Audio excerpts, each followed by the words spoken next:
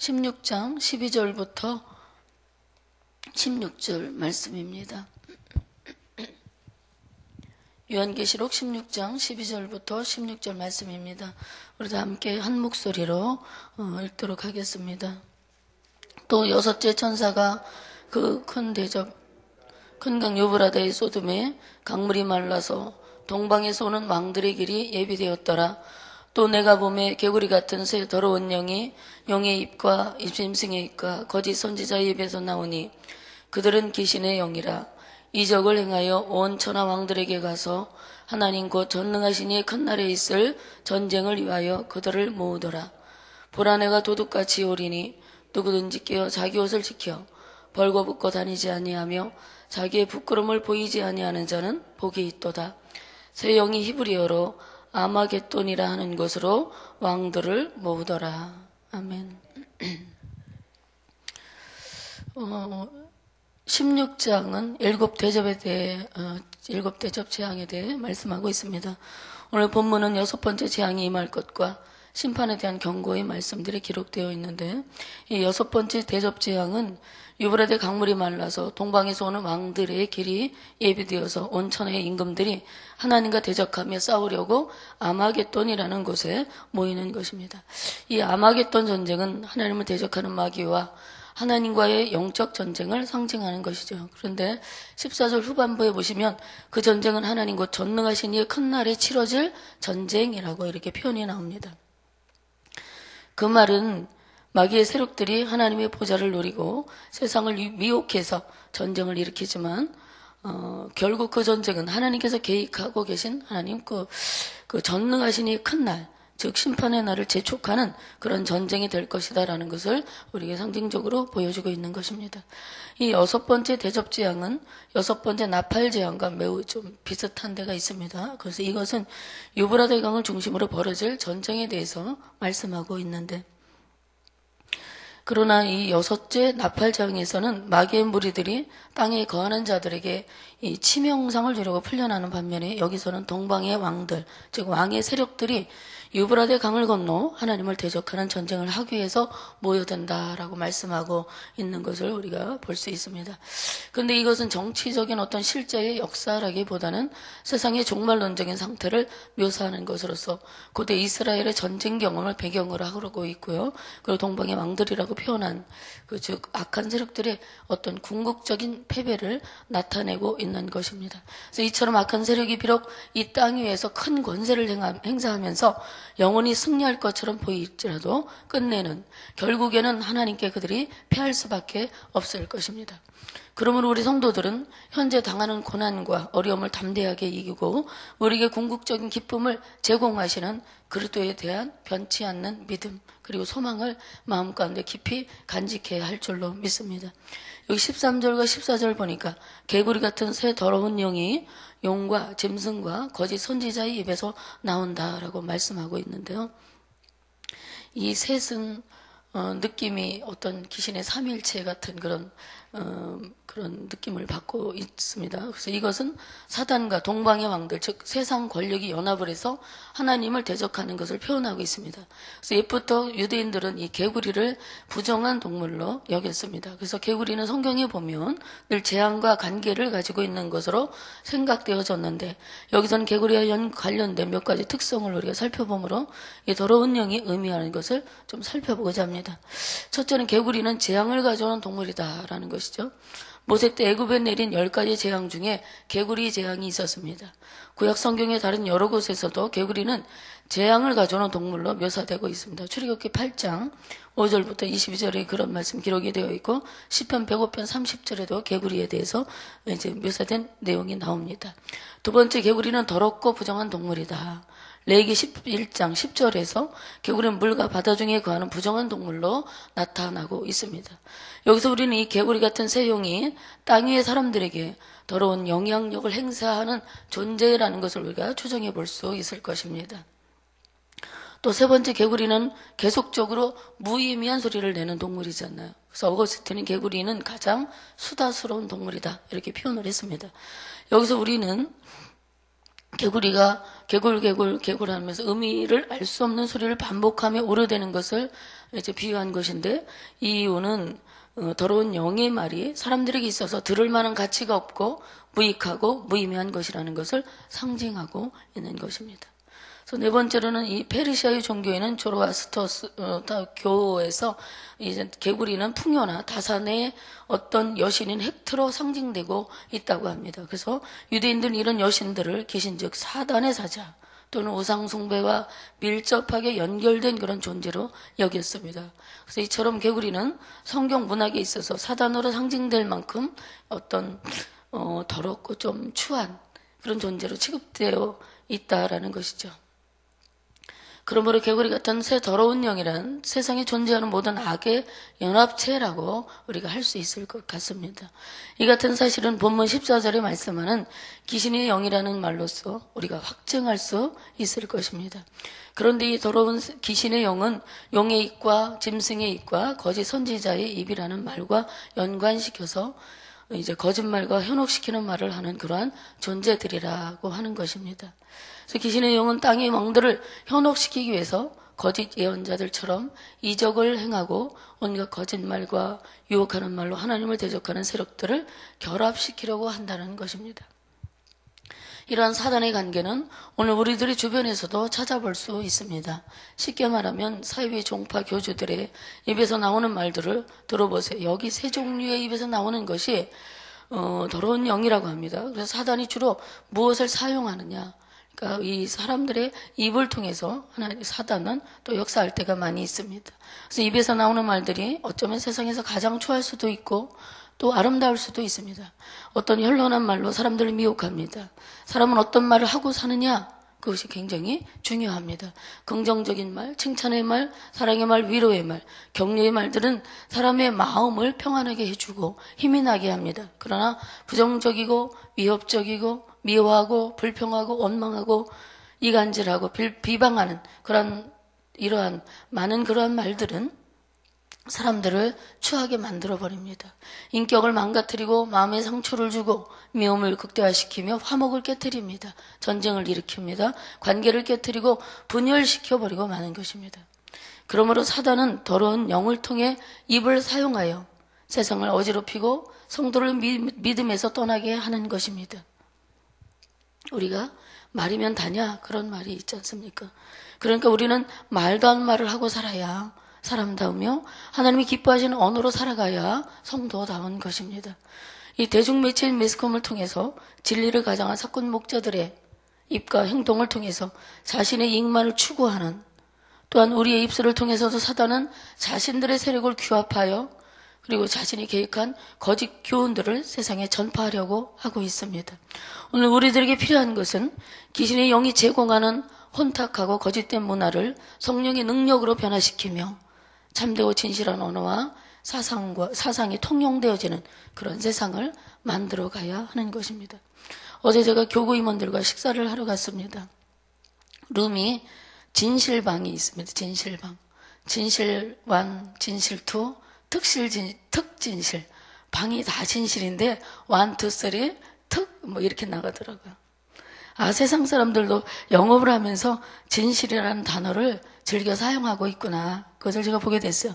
그렇다면 우리 크리스찬들은 더더욱 이 진실이라는 단어에 진실해야 되지 않겠는가라는 생각을 좀 밥을 먹으면서 좀 곰곰이 하면서, 진실은 누구에게나 어느 상황에서나 시간이 지나면 통한다고 하니까 정말 진실하게 살아가야 하는 것이 얼마나 중요한 것일까 라고 새삼스럽게 이 진실이라는 단어에 집중하게 되었습니다.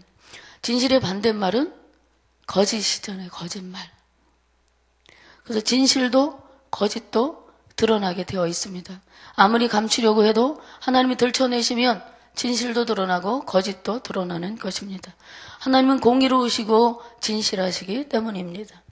진실하지 않으면서 하나님의 일을 능력 있게 감당하려 하는 것, 진실하지 않으면서 거짓과 세상적인 사상과 신앙을 혼합하여 자신의 지식을 드러내고 무리를 짓고 힘을 나타내 보이려고 세력을 규합하는 것, 어쩌면 모든 것은 하나님을 대적하는 행위가 아니겠습니까? 하나님보다 자신을 더 드러내려고 하는 그러한 의도가 있기 때문입니다. 모든 것을 하신 하나님 앞에서 우리는 살아가고 있습니다.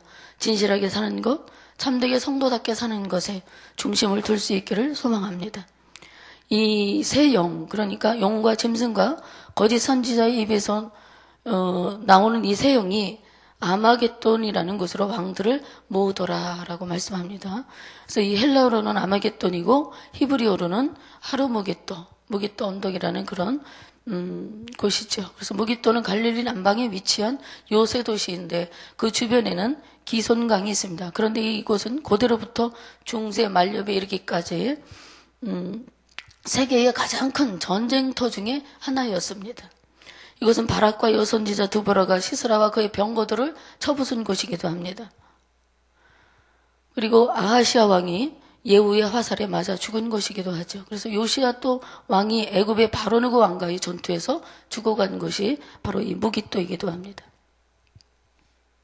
이처럼 하르무기또가 유대인들의 마음속에 유명한 전쟁터로 새겨져 있기 때문에 무기또가 그에 인접해 있는 에스도렐론 평화를 그리스도의 재림 때 사단의 세력과 그리스도의 사이에 있을 전쟁터로 생각하는 것은 어쩌면 당연하고 자연스러운 일일지도 모른다는 것입니다. 여기 아마겟돈, 할무기또가 의미하는 바에 대해서 학자들은 다른 여러 주장들을 제기하고 있습니다. 제가 시간적으로 없어서 그것을 다 말씀을 못 드리지만 아마겟돈은 상징적인 의미로 해석하는 해석법이 가장 많은 지지를 받고 있고 가장 상당히 또 설득력이 있다고 보고 있습니다. 그러므로 이 아마겟돈이라는 이름은 상징적인 것으로 우리가 어떤 지리적인 실제 장소를 의미하는 것이 아닌 하나님께서 악의 세력과 대결하여 그들을 패배시킬 종말론적인 전쟁 또는 그 장소를 표현한 것이다 라고 할 수 있습니다. 어느 소리 옳든지 간에 아마겟돈이라는 말이 종말적 결전장의 상징적 명칭으로 그리스도의 재림하실 때에 하나님과 사단의 세력 간에 일어날 전쟁을 암시하고 있다는 사실은 분명히 우리가 알 수 있을 것입니다. 최후의 종말에 마귀의 세력은 하나님의 보좌를 노리고 최후의 공격을 가할 것입니다. 그러나 그들은 그 전능하신 하나님의 날에 완전히 멸망해 버릴 것입니다. 그러한 때에 하나님께서는 15절에 그러면 어떠한 자가 복이 있다고 하시나? 15절 말씀해 보니까 보라 내가 도둑같이 오리니 누구든지 깨어 자기 옷을 지켜 벌거벗고 다니지 아니하며 자기의 부끄러움을 보이지 아니하는 자는 복이 있도다 이렇게 말씀합니다. 이 말씀은 어린 양을 따르는 성도들이 주님께서 오실 때까지 사단의 유혹에 넘어지지 않도록 주의해야 되며 주님께 대한 충성을 버리지 않도록 항상 믿음을 지켜 경계해야 된다라는 그런 말씀입니다. 주님께서 언제 오실 줄이는 알 수 없습니다. 주님의 도둑같이 오리라는 이 경고는 사대교회와 라우디교회 성도들에게 향해서도 주어진 말씀입니다. 여기서는 우상 숭배의 현혹과 주님에 대한 배교를 경고하고 있는 거예요. 동시에 성도들은 깨어있는 신앙으로 주님의 재림 때에 만반의 준비할 수 있는 그 주님의 재림을 대비해서 우리가 만반의 준비를 하는 데에 게으름이 없어야 한다는 것을 우리에게 경각심을 보여주고 있는 것입니다. 이렇게 준비를 하고 있는 사람만이 주께서 다시 오실 때 영광의 면류관을 얻을 수 있을 뿐만 아니라 주님으로부터 착하고 충성된 종이라는 칭찬을 얻을 수 있을 것입니다. 우리가 영적으로 나타나여 주님의 재림을 예상하지 아니하고 주님이 더디 오리라 여기며 게으르거나 차차 미루면서 준비하지 않고 살아간다면 사단은 분명 우리의 신앙에 도전하여 우리의 부끄러움을 드러내고 말 것입니다. 항상 그리스도께서 마련해 주신 의의 옷을 입고 단정히 행하며 긴장을 놓치지 않는 삶을 살아가야 할 줄로 믿습니다. 아마겟돈이라는 이 말씀을 보면서 어쩌면 여러분에게도 저에게도 아마겟돈이 있을 것입니다. 영적 싸움터, 사단이 공격하는 그런 일들이 우리 삶에는 얼마나 많은지 모릅니다. 사단의 지속적인 공격이 있지만 우리 주 예수 그리스도와 함께 하는 한 우리는 절대로 밀리지 않을 것입니다. 밀려서도 안 됩니다. 삶이 지치고 힘들수록 말씀과 기도로 자신을 무장할 수 있기를 바랍니다. 분명히 성경은 무서운 전쟁이 있을 것이라는 말씀을 우리에게 주고 계십니다. 그러나 어떤 상황에서든지 안전하게 보호받는 사람이 있다고 말씀해 주시니 이것이 우리의 소망이고 희망이 되는 줄로 믿습니다. 12절 말씀을 우리 함께 한 목소리로 믿음을 가지고 읽도록 하겠습니다. 보라, 내가 도둑같이 오리니 누구든지 깨어 자기 옷을 지켜 벌거벗고 다니지 아니하며 자기의 부끄러움을 보이지 아니하는 자는 복이 있도다. 아멘. 성경에서 옷은 행실을 뜻합니다. 행실. 믿음의 행위들입니다. 주님을 믿을 뿐 아니라 믿는 사람답게 사는 사람들은 마지막 재앙의 날에도 복을 받는다라고 분명히 말씀하고 있습니다. 믿음을 지키는 자에게 무서운 아마겟돈 전쟁에서 주님께서 보호하실 줄로 믿으시며 힘차게 나아가는 2016년이 되시기를 간절히 소망합니다. 함께 기도하겠습니다. 사랑하는 주 하나님, 감사합니다. 오늘 우리에게 주신 말씀을 통해 교훈을 얻으며 믿음을 지키는 것이 얼마나 소중한 것인가를 깨닫습니다. 어느 때에 주님 오실는지 우리는 알 수 없으나 믿음으로 깨어 이제 믿음을 지키며 의의 행실을 통해 의의 옷을 지키는 자가 되게 하여 주옵소서. 믿음의 사람답게 언어와 행위가 고루 아름답게 하시고 주님의 자녀답게 살게 해 주옵소서. 오늘 한 날도 주 안에서 승리하며 성령의 도우심 가운데 살아가는 복된 날로 인도하여 주옵소서. 이 새벽에 나오신 성도님들의 간절한 소원에 귀를 기울여 주시고 응답의 복을 내려 주실 줄로 믿습니다. 교회와 성도의 가정을 하나님이 지켜 주옵소서. 감사드리며 예수님의 이름으로 기도 올려옵나이다. 아멘. 우리 공동기도문 예배입니다. 우리 예배를 받기에 홀로 합당하신 창조주 하나님, 말씀삼 공동체가 주님을 예배할 때마다 영광을 받으시고 삼일째 하나님의 임재와 현존으로 응답하옵소서.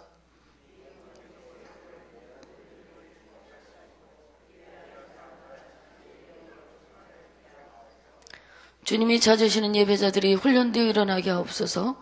교회에 함께 모여 우르르는 공예배의 거룩한 감동을 세상에 흩어져 섬기고 나누는 삶의 예배로 살게 하옵소서.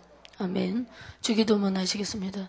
하늘에 계신 우리 아버지, 아버지의 이름을 거룩하게 하시며 아버지의 나라가 오게 하시며 아버지의 뜻이 하늘에서와 같이 땅에서도 이루어지게 하소서. 오늘 우리에게 일용할 양식을 주시고 우리가 우리에게 잘못한 사람을 용서하여 준 것 같이 우리 죄를 용서하여 주시고 우리를 시험에 빠지지 않게 하시고 악에서 구하소서.